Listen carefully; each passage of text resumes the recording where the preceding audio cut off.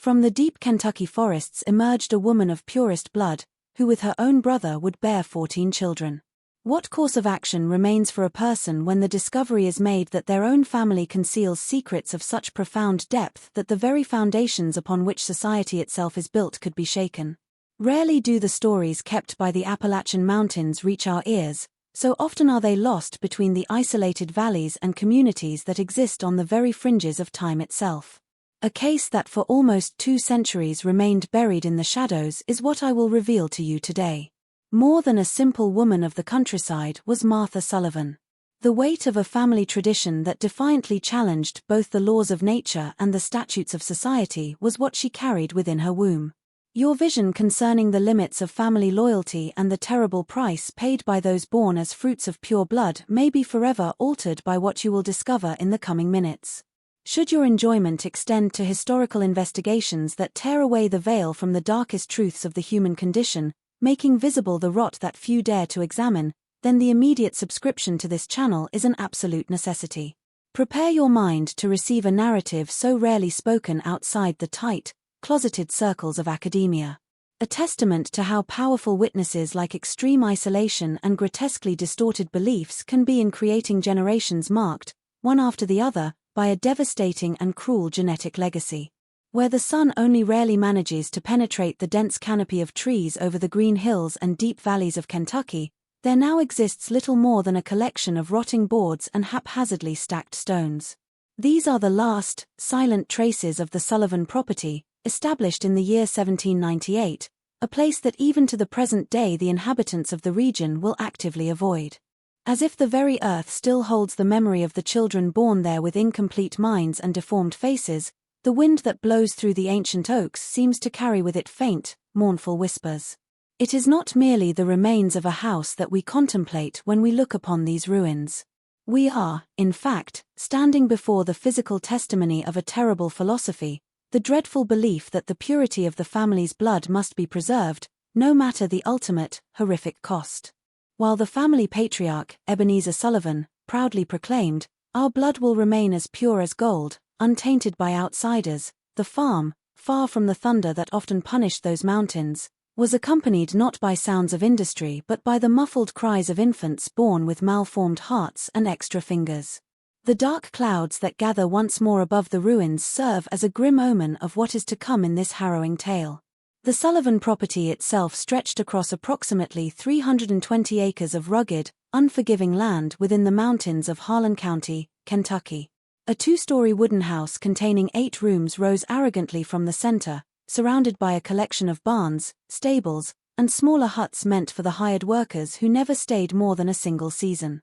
A rigid internal hierarchy was maintained by the family. At the apex was Ebenezer, followed by his sons, then the women born as Sullivans, and finally, the temporary workers. The iron bell that echoed through the valley at 4 a.m. each day was the sound that called everyone to their assigned functions, beginning the relentless daily cycle. For up to 16 hours each day, the women would spend their time preparing food, weaving clothes, and caring for the younger children, while the men focused their efforts on hunting, agriculture, and the occasional trade with villages far away. Constant surveillance was the mechanism by which control was exercised. From strategically positioned windows, Ebenezer could observe every single movement on the property. Not only prayers but also meetings where weddings between cousins and close relatives were decided were housed within the family chapel, built from dark oak trunks. The creaking of the floorboards would announce the patriarch's arrival, a sound that commanded absolute and immediate silence from all. When the snow covered the mountains and completely isolated the property for months on end, the births would occur in the basement of the main house, safely away from any external eyes. It was during a particularly severe winter in 1823 that Martha Sullivan entered the world, her penetrating blue eyes seeming to contain a knowledge far beyond what her age should allow, that child who, completely unknowingly, carried the future of the entire family lineage within her own womb. Extraordinary skills that clearly distinguished her among the other family members were shown by Martha Sullivan as she grew. By the age of 9, the medicinal properties of 73 different plants growing in the surrounding forests were already known to her. Even the itinerant pastor who visited the region annually was impressed by her ability to memorize extensive biblical texts. While the other girls of the family were confined strictly to the property's limits, Martha received from her father a special permission to accompany the men on their occasional trading trips to the village of Cumberland, some 12 miles distant. During these rare forays into the outside world, she would carefully, almost hungrily, observe social interactions, absorbing information about medicine, currency, and world news, while never revealing a single detail about her own family. A privileged position within the Sullivan community was held by Martha. She was the sole woman authorized to attend the family meetings where important matters were discussed. Her healing skills were sought by the inhabitants of the surrounding area, which allowed her to cross the invisible border between Sullivan isolation and the rest of society, a trust they placed in her while remaining deeply fearful of the rest of her family. On nights when the full moon shone, Martha could be seen moving like a shadow between the trees, gathering specific herbs that only flourish in that particular light, carrying knowledge that had been passed down through generations of Sullivan women. The paradox resided precisely in this: the more valuable she became to the external community, the more indispensable she became for the family's internal plans, a fact not lost on her brother Jeremiah, only 2 years her senior, who watched her with growing interest as they both matured. The horrors endemic to the Sullivan property did not reveal themselves all at once, but rather gradually, like shadows that slowly lengthen at dusk. First came the whispers about the birth of cousin Robert in 1825, born with 6 fingers on each hand and unable to produce anything but primitive grunts, kept in the attic and fed through a small hatch. Then arrived cousin Elizabeth in 1827, born of a marriage between an uncle and his niece, her skin covered in bluish spots and her eyes so widely set it seemed impossible for them to focus on the same object. In 1829, Frederick, the son of first-degree cousins, was born. By the age of 3 he could not hold up his own head, dying in a violent seizure before his 5th birthday. With each new problematic birth, Martha observed the same reactions from the adults: denial, then rationalization, and finally, supernatural or religious explanations that never, ever questioned the core practice of the consanguineous marriages themselves. When the daughter of cousins Henry and Victoria was born in 1831 without eyes, Martha witnessed the patriarch Ebenezer declare, "It is a divine trial, not a signal that we must change our ways." It was at that precise moment that Martha's inner transformation began, quietly, like water that slowly, inexorably erodes stone. While her face remained an impassive mask as she assisted the midwife, something fundamental and unyielding had changed within her. With trembled letters, she wrote in her diary decades later, "I saw the face without eyes of an innocent today, and realized that it was not God who created this incomplete creature, but the choices of men who consider themselves above the laws of nature." The definitive collapse of Martha's world occurred on April 16, 1834, when her youngest sister, Sarah, a girl of only 9 years with a crystalline laugh and golden hair, was declared ready for the family pact. The only person to whom Martha had ever openly shown affection was Sarah. Contrary to family rules that deemed female education unnecessary, the two shared a small room under the roof where Martha secretly taught her sister to read and write. That spring morning, Sarah was taken to the family chapel, where the patriarch announced her future marriage to their 42-year-old cousin, Herbert Sullivan, a man known for his violent temperament and cruelty to animals. When Martha dared to protest during the ceremony, she was forced to witness her sister's punishment. Her hair was forcibly cut off, followed by 3 days of confinement in the granary without proper food or water. On the 3rd day, when Martha was finally permitted to bring water to Sarah, she found her sister burning with fever, deliriously raving about black angels bearing iron claws.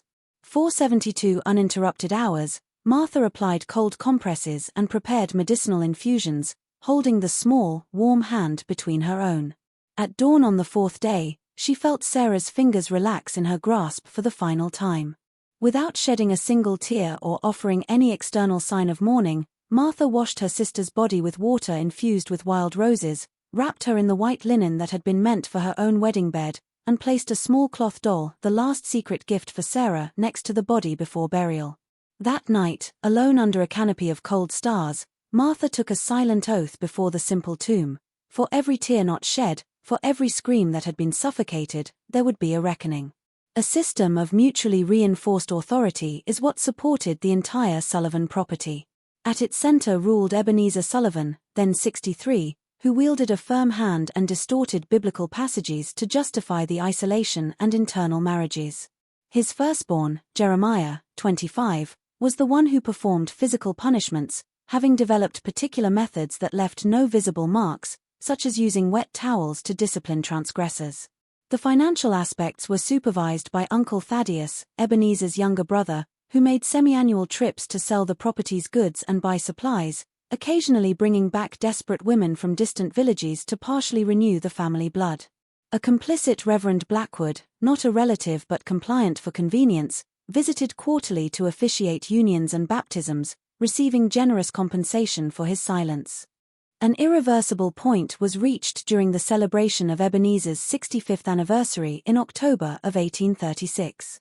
In the presence of the entire gathered family, the patriarch announced, "To ensure the continuity of our purest lineage, I declare that Martha and Jeremiah will unite their lives and blood at the next full moon."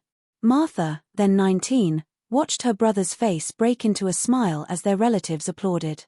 That same night, listening behind a door, she heard Ebenezer's detailed plan revealed to Jeremiah: "You will produce the next generation of Sullivan leaders. Your children, born of the purest blood, will be raised under my direct supervision to continue our tradition." It was at that moment Martha understood she had reached the point of no return.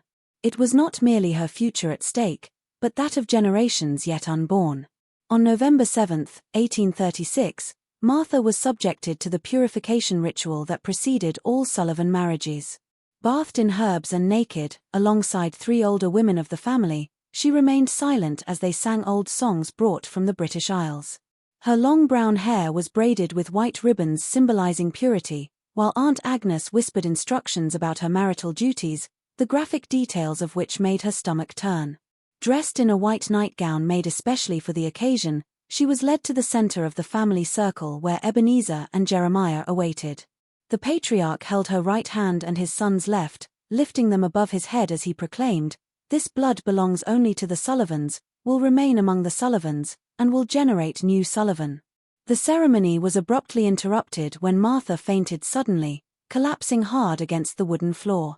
The family doctor, the alcoholic Dr. Thompson, whose license had been revoked years prior, diagnosed it as mere feminine nervousness and recommended rest until the wedding day. During her supposed recovery, kept under constant surveillance in the room she once shared with Sarah, Martha watched through the narrow window as preparations for her wedding unfolded, the chapel being decorated with pine boughs, the new cabin for her and Jeremiah being built, the relatives arriving. Her once expressive face became an impassive mask. "The girl has lost her soul," commented one aunt. "It is the price of purity," replied another. On the night of November 11, 1836, Martha executed the plan she had been silently elaborating since Sarah's death. Using knowledge acquired over years of secret study, she mingled a combination of sleep-inducing herbs into the celebratory drink. While the Sullivans drank and celebrated, Martha remained sober, watching as the guests' eyes grew heavy and their movements slow. When the last one, including her guards, fell into a deep slumber, each element of her meticulously structured plan was put into action.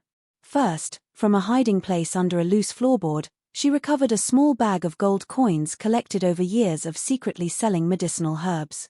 She then put on previously prepared men's clothes, cutting her long hair short with a knife kept sharp under the mattress.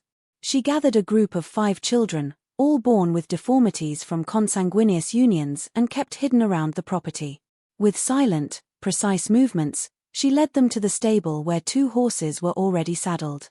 She had chosen the new moon for maximum darkness. "Today we are born again," she whispered to the frightened children as she helped them ride. Meanwhile, on the Sullivan property, marriage preparations peaked. Oil lanterns illuminated the path to the chapel, where a drunk Reverend Blackwood rehearsed.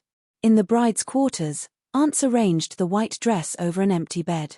In the kitchen, a whole pig roasted. At the same time, miles away, Martha performed each phase of her plan with watchmaker's accuracy. In the forest shadows, she applied dark dyes made from walnuts and coal to the children's faces and her own for camouflage. 2 of the smallest children, unable to ride due to limb deformities, were secured to her with leather straps. The oldest, a 12-year-old boy who understood but could not speak, held the reins of the second horse. By the time the first light of dawn touched the horizon, the small group had reached an abandoned hunter's cabin, the first safe point, where Martha had secretly stocked supplies. The exodus led by Martha followed a precise script. At the cabin, they exchanged the marked Sullivan horses for less identifiable mules. They then split into smaller groups, following secondary trails. A prearranged meeting was made with Rebecca Thornton, a midwife who sympathized with Martha's cause. In Rebecca's house, Martha organized a makeshift ritual.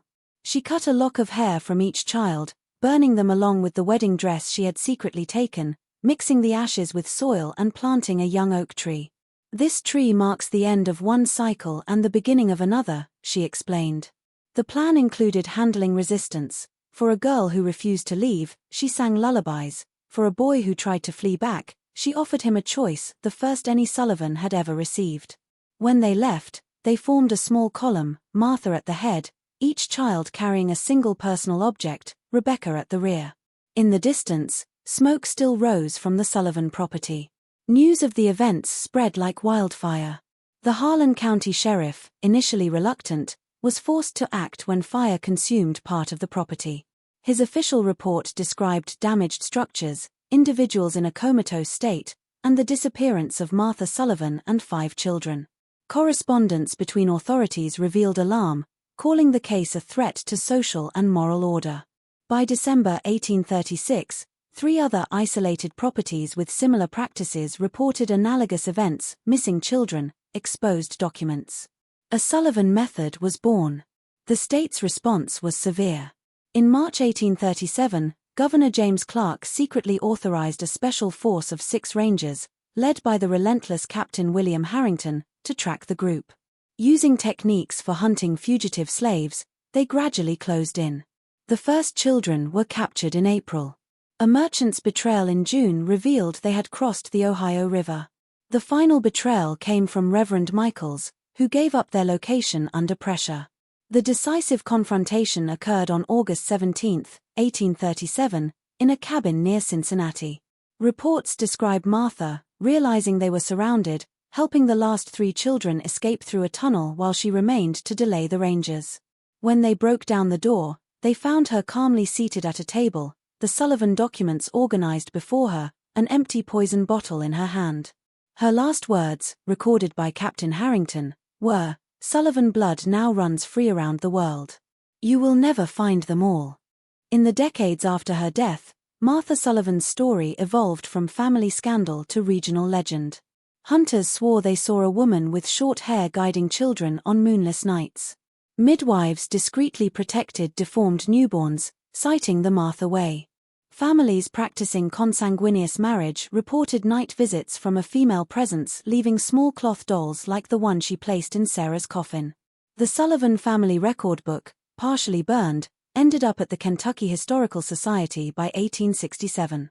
Folklore songs preserved her memory in coded verses. A significant decline in close-kin marriages in the region from 1870 onward is attributed by local tradition to the Sullivan effect. Even today, in certain isolated communities, when a child is born with extra fingers, the elders whisper, "This child has the touch of Martha."